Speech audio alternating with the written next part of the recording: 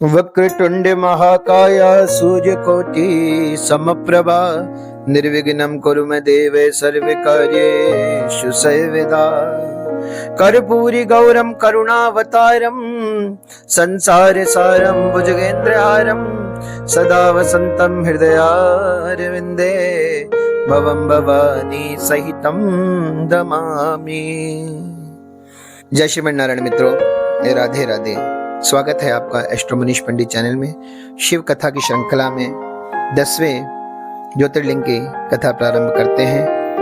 बोले नागेश्वर भगवान की जय। सूत जी कहते हैं, ब्राह्मणों, मैं परमात्मा शिव के नागेश नाम के परम उत्तम ज्योतिर्लिंग के आविर्भाव का प्रसंग सुनाऊंगा। दारुका नाम से प्रसिद्ध कोई राक्षसी थी जो पार्वती जी के वरदान से सदा घमंड में भरी रहती थी। उसने बहुत से राक्षसों को साथ लेकर सत्पुरुषों का संहार कर रखा था। वह लोग यज्ञ कर्म धर्म का नाश करते फिरते थे। पक्षी समुद्र के तट पर उसका एक वन था जो संपूर्ण समृद्धियों से भरा रहता था। उस वन का विस्तार सब ओर से 16 योजन का था। दारुका विलास के लिए जहाँ जाती वहीं भूमि, वृक्ष तथा अन्य सब उपकरणों से युक्त वह वन भी चला जाता था। देवी पार्वती ने उस वन की देखरेख का भार दारुक को सौंप दिया। दारुका अपने पति के साथ इच्छानुसार उसमें विचरण करती थी।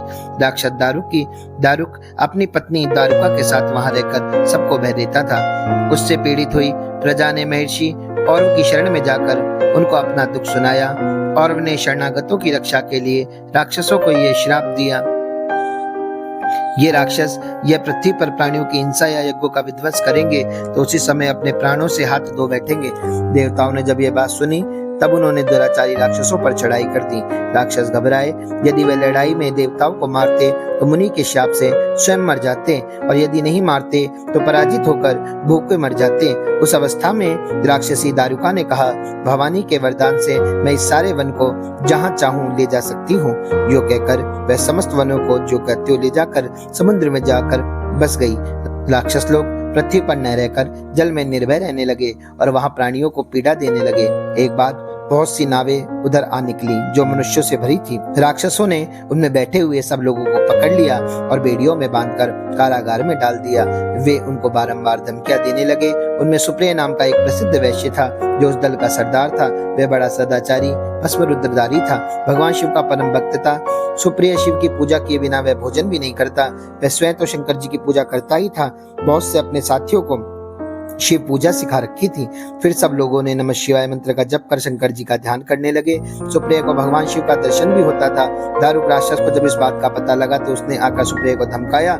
उसके साथ ही राक्षस सुप्रिय को मारने दौड़े। उन राक्षसों को आया देखकर सुप्रिय नेत्र भय से कातर हो गए और अब बड़े प्रेम से शिव का चिंतन और उनके नामों का जप करने लगा। तो वैश्यपति ने कहा, देवेश्वर शंकर मेरी रक्षा कीजिए, कल्याणकारी त्रिलोकनाथ, दुष्ट हंता भक्तवत्सल शिव मेरी रक्षा कीजिए, दुष्ट से मुझे बचाइए। सूत जी कहते हैं, सुप्रिय की इस प्रकार प्रार्थना करने पर भगवान शंकर निकल पड़े और उनके साथ ही 4 दरवाजों का एक उत्तम मंदिर भी प्रकट हो गया।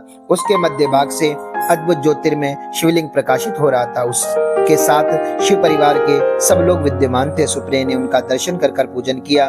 पूजित होने पर भगवान शंभु ने प्रसन्न हो स्वयं पाशुपत अस्त्र लेकर प्रधान राक्षसों को, उनके सारे उपकरणों को तथा सेवकों को वे तत्काल ही नष्ट कर दिया और उन दुष्ट हंता शंकर ने अपनी भक्त सुप्रिय की रक्षा की। तत्पश्चात अद्भुत लीला करने वाले, लीला से ही शरण धारण करने वाले शंभु ने उस वन को यह वर दिया, आज से इस वन में सदा ब्राह्मण, क्षत्रिय, वैश्य और शूद्र इन 4 वर्णों के धर्मों का पालन हो। यहाँ श्रेष्ठ मुनि निवास करें और तमोगुणी राक्षस इसमें कभी ना रहे। शिव धर्म के उपदेशक, प्रचारक और प्रवर्तक लोग इसमें निवास करें। सूत जी कहते हैं, इसी समय राक्षसी दारुका ने दीन चित्त से देवी पार्वती की स्तुति की। देवी पार्वती प्रसन्न हो गई और बोली, बताओ तेरा क्या कार्य करूं?